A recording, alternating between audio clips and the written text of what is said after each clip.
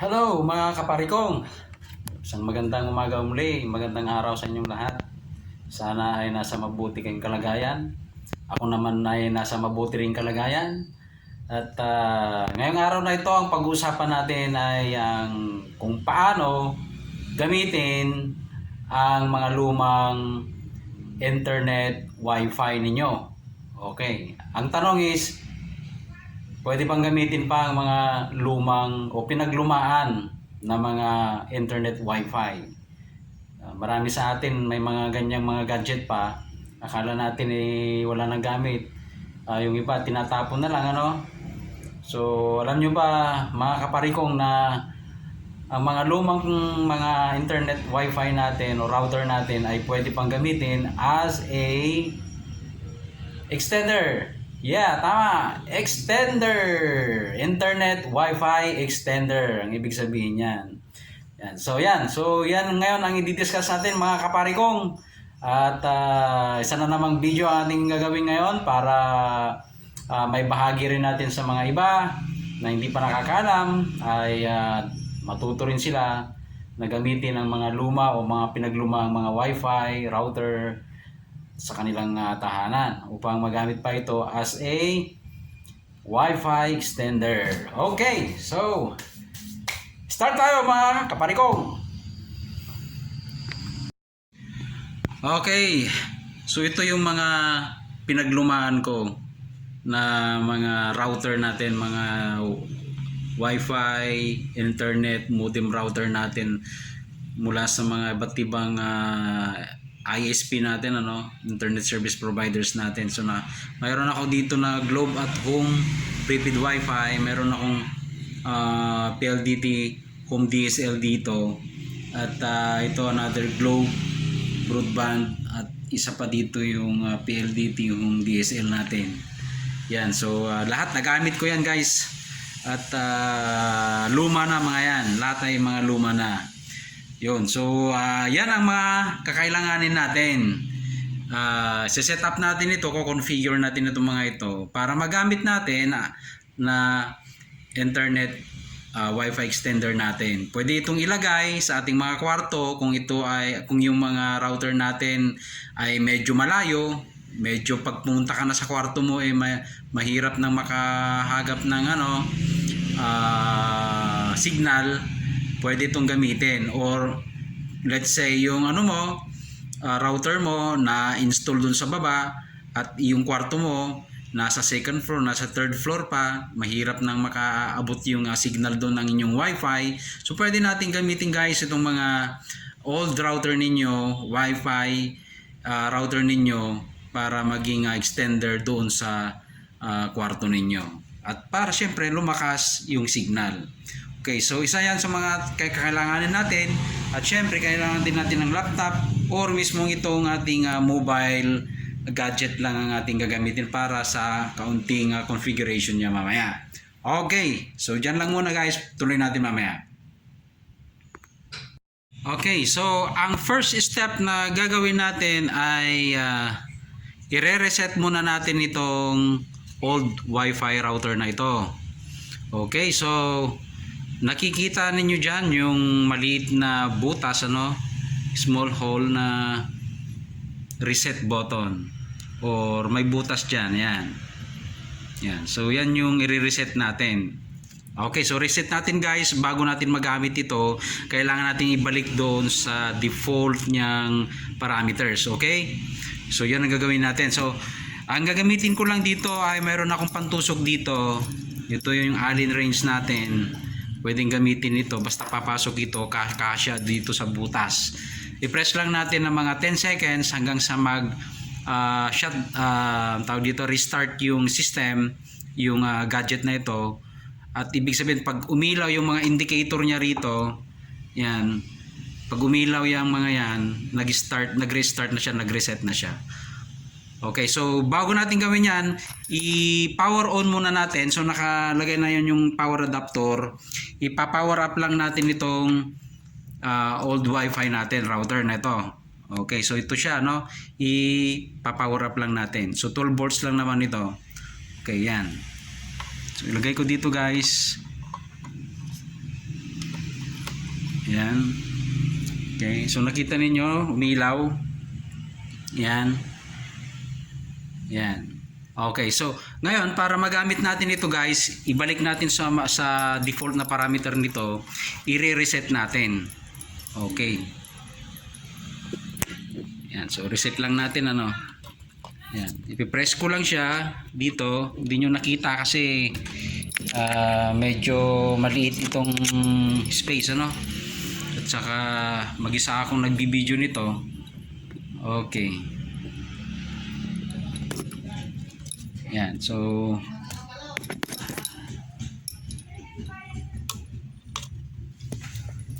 yan. Yan, pe-press natin ng ano, makikita ninyo mga 10 seconds.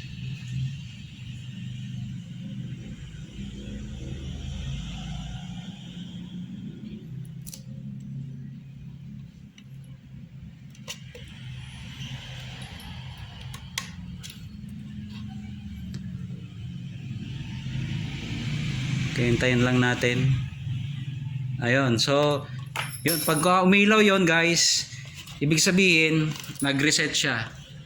Yun yung indication na nag-reset na yung system. Okay.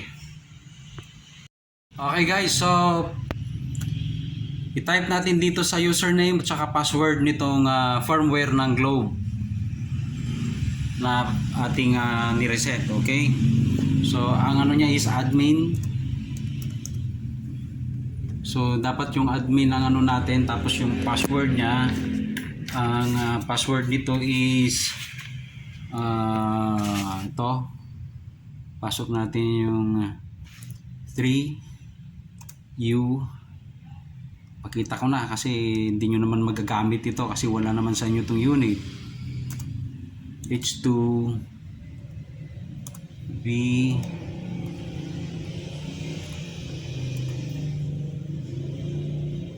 okay na wala. E okay, M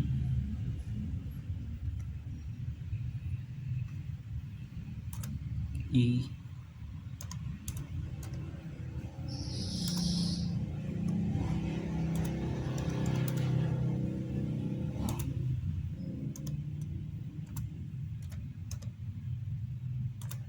yan, so kailangan nating input lang itong default na password ng ating lumang router.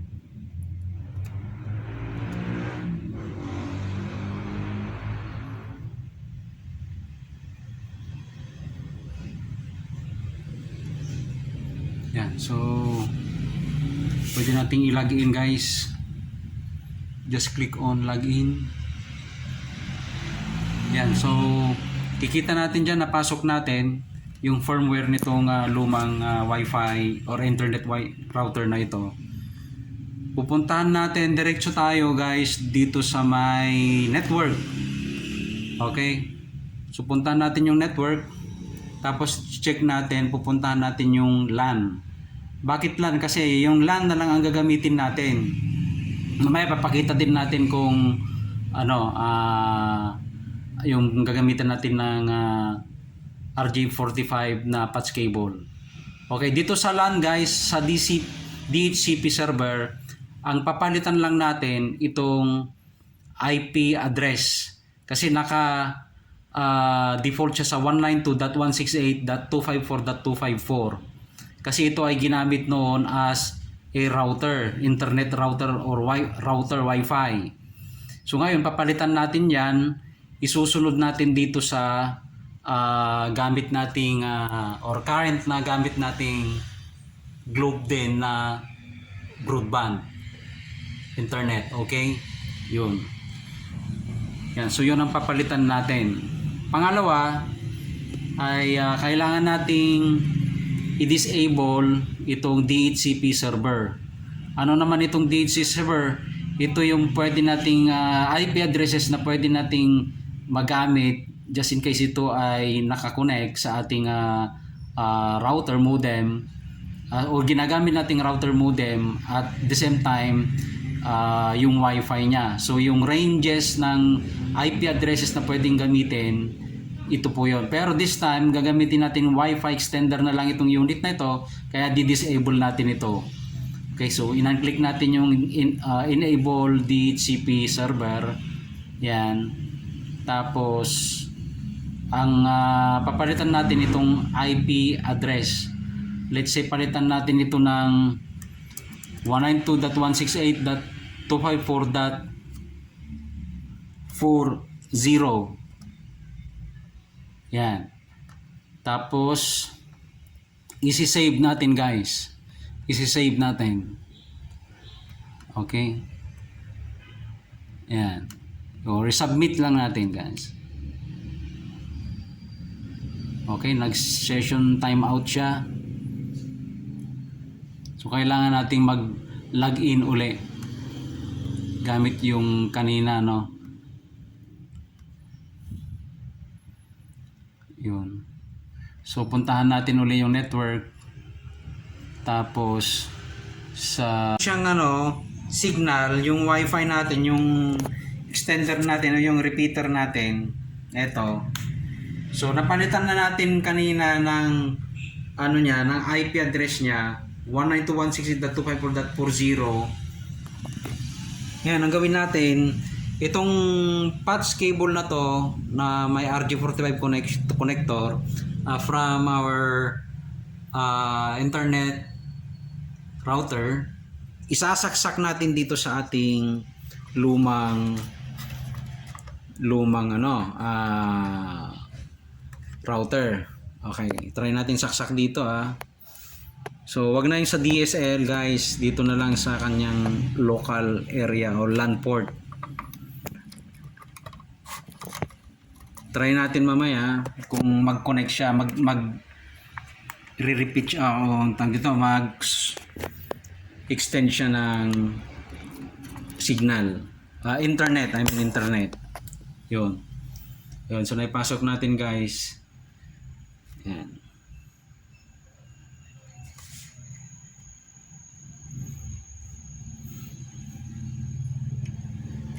Okay, so umilaw yung LAN 1 kasi connected tayo.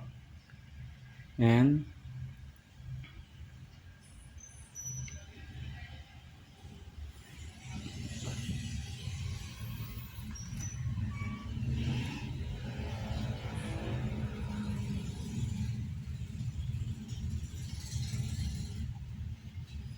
Ayan, disconnect natin.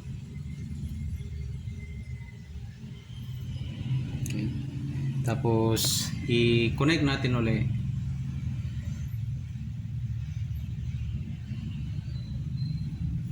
Okay, so connected tayo. Napansin nyo guys, nung nag-connect tayo, kompleto na yung signal strength ng ating Wi-Fi. Yan, nakita ninyo, yan, may internet na siya. Yan. So, ang gamit natin ngayon, kung i-check natin dito sa baba nito, yan, ito yung CTE kanina. Ayan, tingnan niyo guys, dyan tayo nakakonect ngayon. Ito yung pinalitan natin ng 192.168.254.40 na kanina IP address. So tinanggal na natin yung DHCP niya. Okay, so nakakonect siya. Tingnan nyo, may internet na siya. So try natin para masabi natin connected nga tayo sa internet na. Try natin sa YouTube kung meron.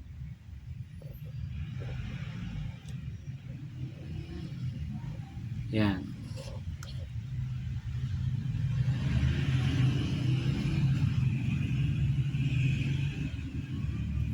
Okay, so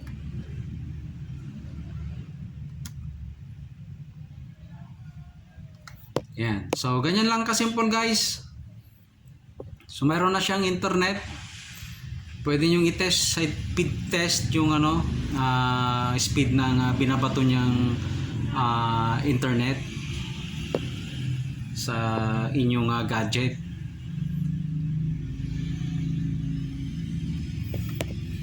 So ganyan lang kasimple guys. So meron na siyang internet.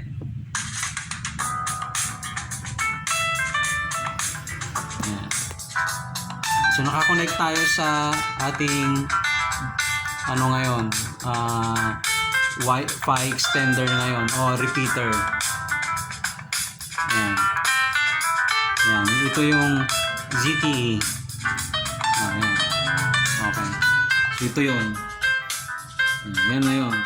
So yan, ganyan lang kasimple guys kung paano gumamit o gumawa ng Wi-Fi extender o repeater gamit ang inyong mga lumang pinaglumaan ng mga internet router o kaya modem.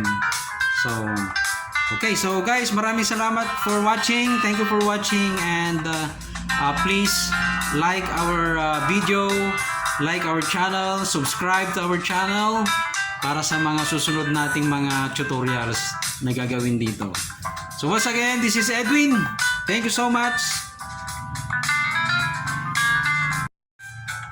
Okay guys, ganun lang kasimple, ano? So maraming salamat. Thank you for watching again for our video tutorial this time.